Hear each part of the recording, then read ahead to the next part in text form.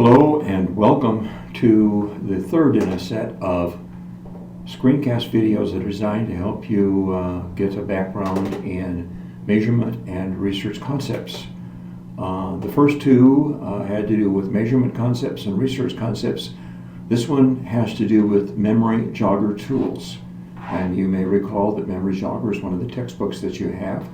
In addition, we will be providing support to help you with some things using the Excel file, which is doing double duty. So let's go on and look at Memory Jogger tools today, and I'll tell you a little bit about what we're doing here. And you will need your Memory Jogger book. That's the little spiral binder notebook that's about a 3x5 publication.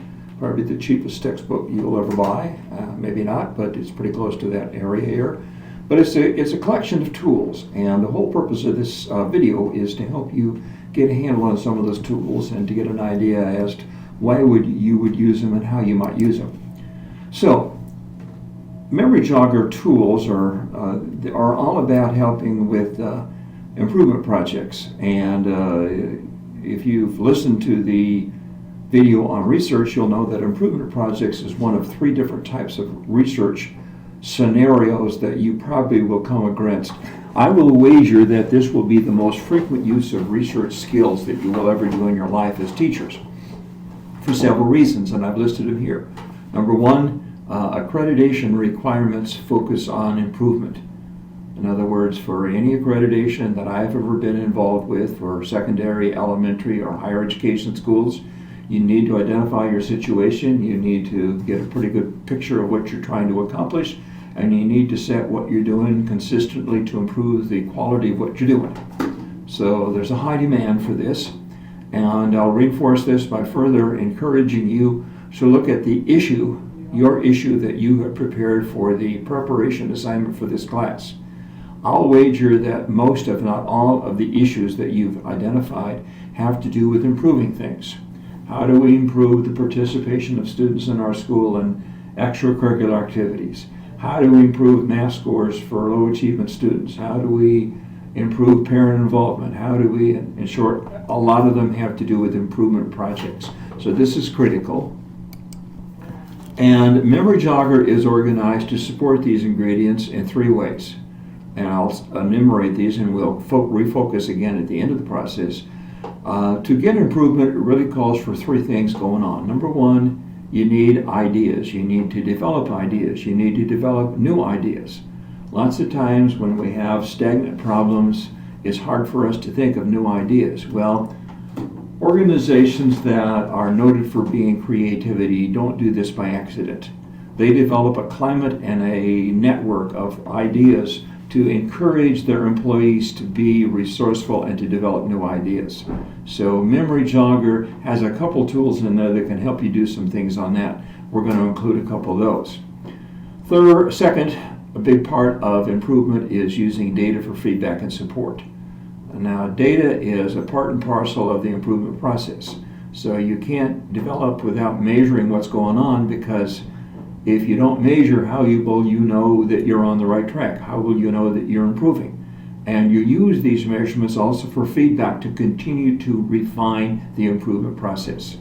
You don't wait until it's done, you're continually getting feedback, so the feedback's helping you out. Again, people that are very successful at this process of doing improvement activities use this a lot.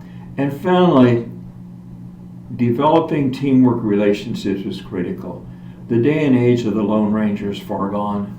We need to get team involvement, working together, cooperative working, supporting each other. Two heads are better than one. We increase the brain power. We need to figure out how to harness that. Memory Jogger does have a couple clues to help you. Now, most of the bulk of this remainder of this presentation, I'm simply going to identify some sample questions or types of questions and give you an idea of where you might find some resources in Memory Jogger to help you. So first of all, big issue is setting priorities. Whenever you're going to attack things, you can't do everything at one time. You need to figure out what's first, what's second, what's third in the priority base. But how do you do that so that everybody has a voice and has ownership in the process? If you make decisions and people don't feel like they're a part of the process, they don't feel ownership, they won't support it, then you're right back to square one. Okay?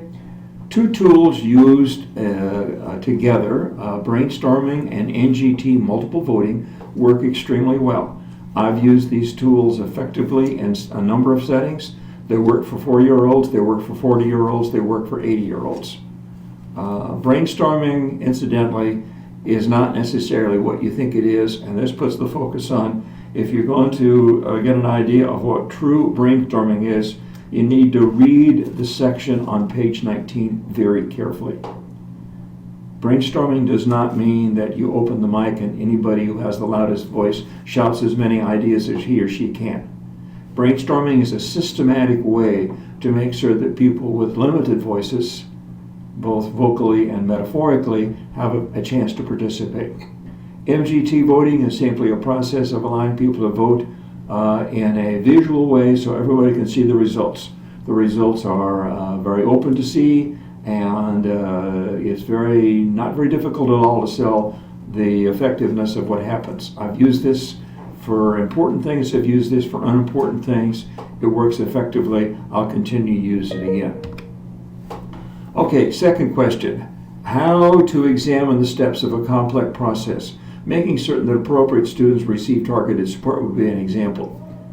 Lots and lots of schools are using tiered support systems. Tier 1, Tier 2, Tier 1, Tier 2, Tier 3. We know that Tier 3 means that specialized students who have special needs go into the higher order tiers. Big question, who gets selected? What's the criteria? How do we make sure the people that are appropriate for that process get selected? How do we know that when they have received the specialized support they need, if they don't need it anymore, how do they get out of it? Okay, this is more complex than you think it is, and I could if I had $1 for every project I've overlooked and helped people with when they didn't have good, clear criteria for who's receiving support, how we're organizing support, I'd be a rich person right now. Look at the flow chart, page 56.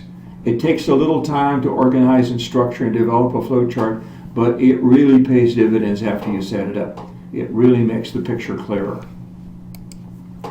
Here are two questions that can be addressed by a tool called the affinity diagram. And one of these is, they all have to do with identifying factors that could influence outcomes. In either process, we know that outcomes, both in terms of things we're trying to select to help things improve things, or we're trying to identify things that affect current issues, there are multiple issues involved. Human beings are complex organisms. Schools are complex organizations. An affinity diagram is a way to get all of this documented and get all of this stuff on the table. It helps stimulate the creative juices. It brings new options for chronic problems, and a lot of our problems are chronic. They aren't things that just developed the last year. I've been involved in schools where we've seen projects that have been around for 15, 20 years, and they're still around. All right, how do we attack them? Well, they're not simple problems, obviously. So an affinity diagram allows us to put that together. Again, you got to read the notes on there, and you will find that in all of these sections, the notes that are provided in Memory Jogger are very clear and precise, and they're very helpful. Another question. This goes into a data thing. How to make certain we understand all of the steps are being followed and if we have all the data needed to understand an issue. A check sheet's a pretty simple tool. If you've ever been on a commercial airline flight, you know that the last thing, and the pilot is the person required to do it, has to go around the airplane and use a check sheet or a check chart and go through and check off everything to see if everything's been checked and everything's done. As a matter of fact, if you were on an airplane and the pilot didn't do that, I'd get off that airplane real quickly because it means that he's begging disaster. Same thing applies to us in situations we're dealing with. If you want to make sure that everything that's supposed to be being done to influence outcomes is being done, you need to develop a detailed check sheet and mark it off and see if it's being done. If we're trying to measure, I'll give you a really simple example, but this has really happened, believe me or not. I've seen a project where somebody developed a project to talk about using some form of technology to help student achievement. And it sounds really nice because we have lots of technology, and you could apply the current fad in using iPads to help student achievement. But lo and behold, we found out that nobody's ever used a check sheet to make sure that every student in the project has access to the tool that we're using and we don't seem to have a handle on that. Just a simple problem you could address with a check sheet. It's important in improvement projects if we understand if an issue is in control. Now, in improvement theory, in control has special meaning. It simply means that the process is predictable, not that everything's okay. I'll give you a sports example. Suppose that we have one of the guys on your team or gals on your team shooting free throws, basketball free throws, and they're not very successful. Well, good coaches who understand that process, the first thing they're going to look at is they're going to find out, is that person doing everything consistently every time they go to shoot the free throw? If one time they use one method and the second time they use another method and the third time they try another trick to improve their success, then the process is not predictable and it's not in control.